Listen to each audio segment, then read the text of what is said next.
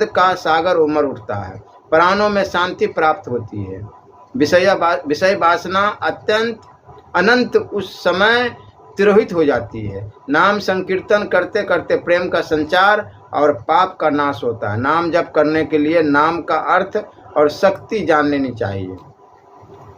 जो जिस नाम का मंत्र के रूप में जप करते हैं उनको उसका अर्थ और शक्ति को जान लेना आवश्यक है। जो साधक मंत्र का अर्थ और शक्ति नहीं जानता वह 100 बार जप करने पर भी मंत्र सिद्ध नहीं कर पाता। कर्मश नाम जप करने पर जो लाभ होता है उसको भक्त कबीर ने अपने जीवन में समझ पाया था। कबीर अपने एक दोहे में कहते हैं, कबीर तू करता तू भैया, भया मुझ में रही न हो, बलिहारी उस नाम की जित देखो तित तू।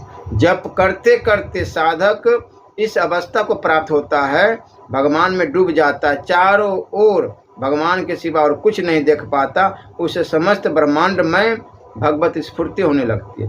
तीर्थ भ्रमण या तीर्थ में वास करने से हृदय में भक्ति का भाव जागृत होता है।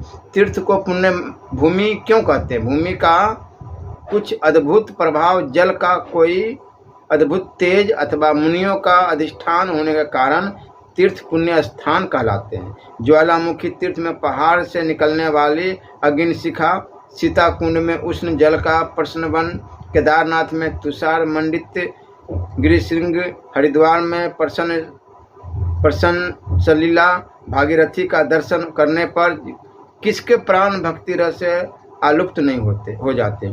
और वृंदावन में श्री कृष्ण का स्मरण करके, नवद्वीप में श्री गौरांग की लीला का ध्यान करके, अयोध्या में श्री रामचंद्र के कीर्ति चिन्ह को देखकर किसके हृदय में पवित्र भाव का उदय नहीं होता। और केवल साधु स्मृति की बात ही क्यों कहे। तीर्थ स्थानों में महापुरुषों का साक्षात्कार प्राप्त कर कितने लोग कृतार्थ हो गए हैं। यह याद करने पर भी प्राणों में भक्ति का संचार होता है। भगवान को निवेदन बिना किए कोई कार्य न करे, कोई वचन न बोलो, किसी विचार को मन में स्थान न दो। यदि हम इस प्रकार के भाव को एक बार हृदय में ढूंढ कर सके तो अपने आप प्राण भक्ति से भर जाएंगे। सब विषयों में उनका स्मरण करने पर मनुष्य उनकी ओर आकृष्ट हुए बिना नहीं रह सकता। भक्ति रस जब ईश्वर में निष्ठा होती है, जब संसार आसक्ति लुप्त हो जाती है, तभी मन शांत होता है। शांत रस भक्ति का प्रथम सोपान है। परमेश्वर परम ब्रह्म परमात्मा है। यह ज्ञान भक्त के चित्त में शांत रस में उदय हो